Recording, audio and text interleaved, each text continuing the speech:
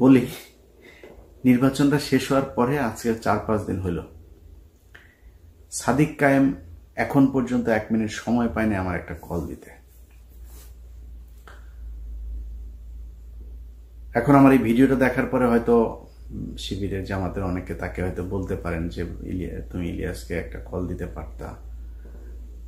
আমার সাদিক কায়েম যেই জায়গায় আছে, যেইটা করছে, আমি এটা পছন্দ করি। সাদিক কায়েমের জন্য আরো দোয়া থাকলো, সাদিক কায়েম আরো অনেক উপরে উঠা যাক। সাদিক কায়েম যেই কাজ করছে আমি তার ওই কাজে কোনো না কোনোভাবে সহায়তাই করব, কিন্তু এই পৃথিবীতে যতদিন বেঁচে থাকবো তার সাথে আমার জীবনে কোনোদিন কথা হবে না। তার দরজা আমার কাছে, আমি বিশাল প্রভাবশালী ক্ষমতাশালী কিছু না, কিন্তু তার দরজা আমার জন্য সারা জীবনের জন্য বন্ধ। সালাম আলাইকুম। নির্বাচন ডাকসু জাকসুর শেষ হলো, এখন আপনাদেরকে কিছু কথা বলা জরুরি। আসন্ন সংসদ নির্বাচন আছে, সেই নির্বাচনে বিএনপির অবস্থা কি হবে, তাদের অবস্থান কি হবে, তাদের দলীয় যে পলিসি সেটা কেমন হবে, সে বিষয়গুলো নিয়ে একটু আলোচনা করা দরকার। আমরা গেল 5 তারিখ থেকে 5 আগস্টের পর থেকে যদি নাকি বিএনপির সভা সমাবেশ, বক্তব্য, স্লোগান এগুলো শুনি, তাহলে মনে হবে যেন একটা আওয়ামী লীগের স্লোগান শুনছি, একজন আওয়ামী লীগের মানুষের বক্তব্য শুনছি। মাওলানা ভাসানী বলেছিলেন যে দাদারা যখন তোমাদের প্রশংসা করবে তখন তুমি বুঝবা যে তোমার দেশের বিরুদ্ধে গিয়েছ। আপনাদেরকে আওয়ামী লীগ এই হেরে যাওয়ার পরে আওয়ামী লীগ যে পরিমাণে অনুশোচনা, যে করুণা দেখাচ্ছে আপনাদের প্রতি, এটাতে বোঝা যাচ্ছে যে আপনারা এই দেশের বিরুদ্ধে অবস্থান নিয়েছেন। আমরা এই ডাকসু নির্বাচনে সরাসরি কোনো দলের পক্ষে যেতে চাই নাই। ডাকসু নির্বাচনের আগে আপনাদের যে ক্যাম্পেইন, এই গেল 1 মাস ব্যাপী, এই ক্যাম্পেইনে আপনারা একটা জিনিস পরিষ্কার করেছেন যে এই দেশকে আপনারা আবার সেই আওয়ামী লীগের মতো বিভাজনের রাজনীতির দিকে ঠেলে দিতে চান। আমার তো ভাই বিএনপি নাই, জামাত নাই, আমি তো কোনো দল করি না। আমার দল একটা, আমি আগেই বলেছি আমি এন্টি ইন্ডিয়ান। আপনি সেই ইন্ডিয়ানকে যখন, ইন্ডিয়ান ন্যারেটিভকে যখন আপনি প্রতিষ্ঠিত করতে যাবেন, আপনি যেই হন, আমার বাপ হইলেও আমার যায়ও না আসেও না, আমি তার বিরুদ্ধে অবস্থান নেব। যা মন চায় করতে পারেন, মায়েরা ফেলতে পারেন, যা মনে চায় করেন, কোনো সমস্যা নেই। এই যে নির্বাচনে দেখেছেন না, সাদিকের পক্ষে অবস্থান নিয়েছে শেষ পর্যন্ত। বলি, নির্বাচনটা শেষ হওয়ার পরে আজকে 4-5 দিন হইল, সাদিক কায়েম এখন পর্যন্ত 1 মিনিট সময় পায়নি আমার একটা কল দিতে। এখন আমার এই ভিডিওটা দেখার পরে হয়তো শিবিরের জামাতের অনেকে তাকে হয়তো বলতে পারেন যে তুমি ইলিয়াসকে একটা কল দিতে পারতা। আমার সাদিক কায়েম যেই জায়গায় আছে, যেইটা করছে, আমি এটা পছন্দ করি। সাদিক কায়েমের জন্য আরো দোয়া থাকলো, সাদিক কায়েম আরো অনেক উপরে উঠা যাক। সাদিক কায়েম যেই কাজ করছে আমি তার ওই কাজে কোনো না কোনোভাবে সহায়তাই করব, কিন্তু এই পৃথিবীতে যতদিন বেঁচে থাকবো তার সাথে আমার জীবনে কোনোদিন কথা হবে না। তার দরজা আমার কাছে, আমি বিশাল প্রভাবশালী ক্ষমতাশালী কিছু না, কিন্তু তার দরজা আমার জন্য সারা জীবনের জন্য বন্ধ। আমি জামাতের কাছ থেকে টাকা পয়সা নিয়া, শিবিরের কাছ থেকে টাকা পয়সা নিয়া তারপরে পক্ষে কথা বলিনি। এটা আমার শরীরের, এটা আমার রক্তের মধ্যে। আমি বললাম না যে আমার রক্তের গ্রুপ হচ্ছে ইন্ডিয়া নেগেটিভ। আমার শরীরে আগুন জ্বলতে থাকে এই যে মুক্তিযুদ্ধে পালছাল নিয়ে যখন কিনা কথাবার্তা বলে। এটা ইন্ডিয়া পাকিস্তানের যুদ্ধ, ইন্ডিয়া নিজে স্বীকার করেছে। পাকিস্তানিরা ইন্ডিয়ানদের হাতে লিখে দিয়ে গেছে, আমাদের ওখানে কারোর থাকতে দেওয়া হয় নাই, তারা জাতীয় সঙ্গীত বানিয়ে দিয়ে গেছে। এই ধন ফোন নিয়ে তারপরে আপনি বিশাল ফিরিতি ভালোবাসা ইস্যু করি আমি এই মুক্তিযুদ্ধের মধ্যে। এটা কোনো মুক্তিযুদ্ধ না, এটা ভারত পাকিস্তান যুদ্ধ, আমাদের এক দেশ থেকে আরেক দেশের হাতে লিখে দিয়ে গিয়েছে। এই 25-24 যে 5ই আগস্ট, এটা হচ্ছে আমাদের বিজয় দিবস। আবার যদি সেই পিছনে যাইতে চান তাহলে বারবার আপনাদের বিরুদ্ধে অবস্থান নেব। এইখান থেকে বের হয়ে আসতে হবে। আপনারা নির্বাচনগুলো থেকে মনে করেছিলাম শেখার চেষ্টা করছেন। নির্বাচনের পরের আপনাদের বড় বড় নেতাদের কিছু বক্তব্য শুনলাম, শুনে যেটা মনে হলো যে আপনারা সামনের নির্বাচনে, আসন্ন নির্বাচনেও আমাদেরকে ঠেলে দিচ্ছেন জামাতের দিকে। যদি এটা হইতে থাকে সুস্পষ্টভাবে বলে দিচ্ছি, আমরা ঠিক আবার সেখানে চলে যাব। নির্বাচনে হারলেন, বললেন কারচুপি করা হয়েছে।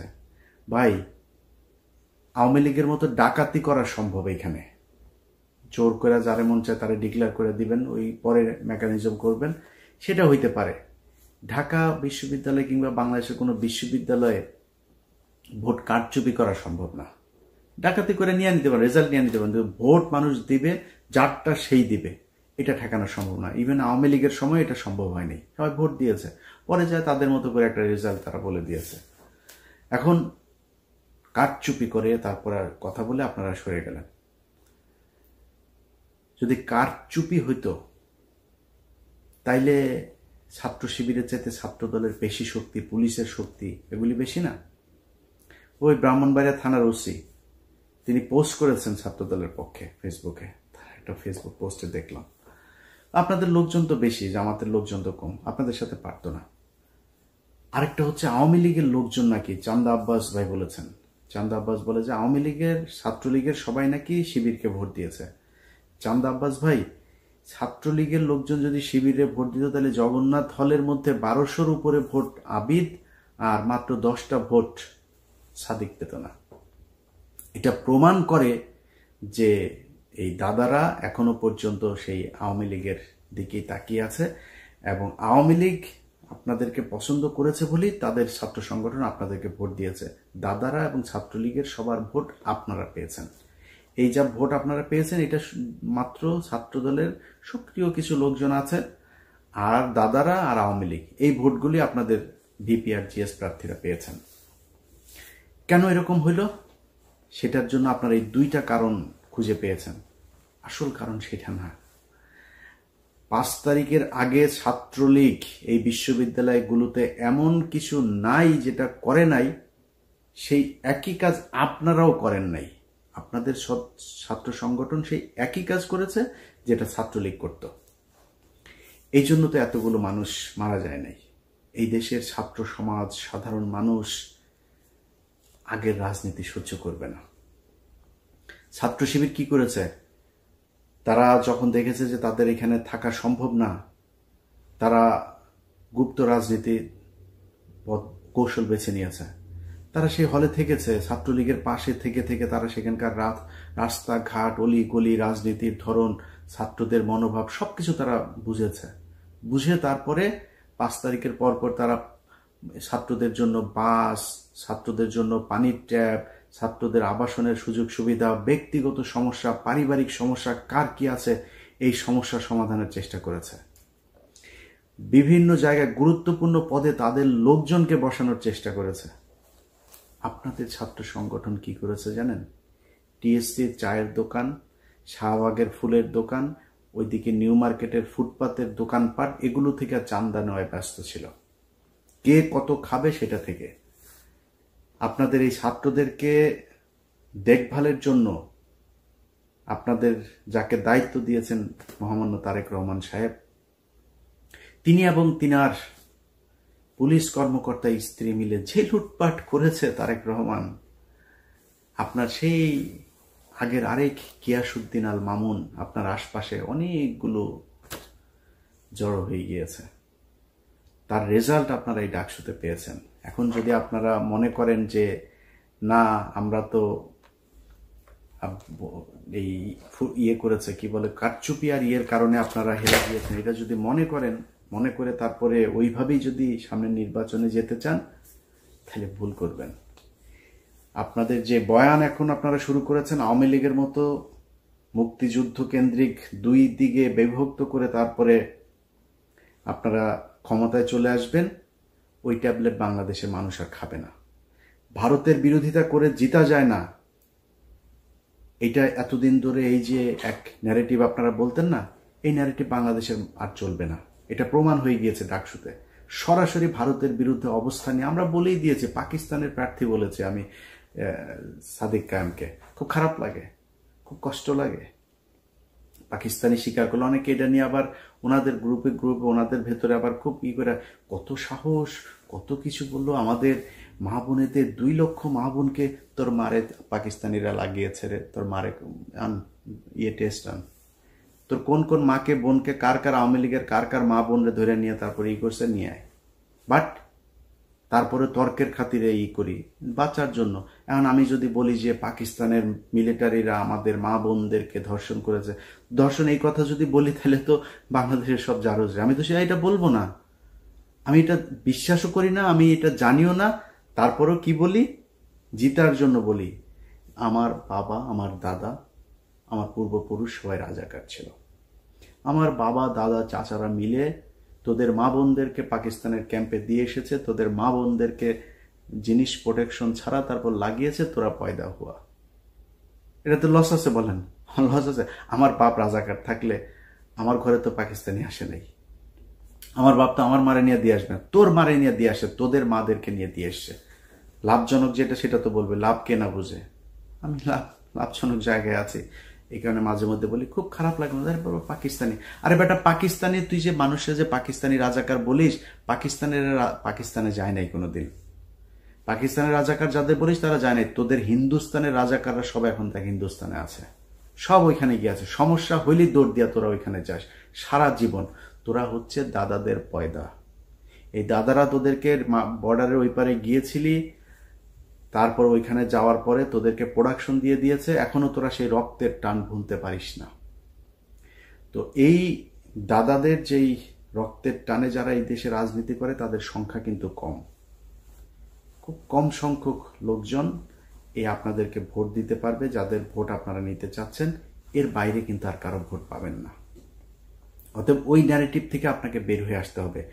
বিএনপি যদি মনে করে যে শুধুমাত্র আমরা আওয়ামী লীগের মতো এই পলিসি খাটায় তারপরে নির্বাচনে গিয়ে পাশ করে আসব, তাহলে বিএনপিকে মাথায় রাখতে হবে তাদের অবস্থা, তাদের ভবিষ্যৎ এই আওয়ামী লীগের যা হয়েছে সেই রকমই হবে।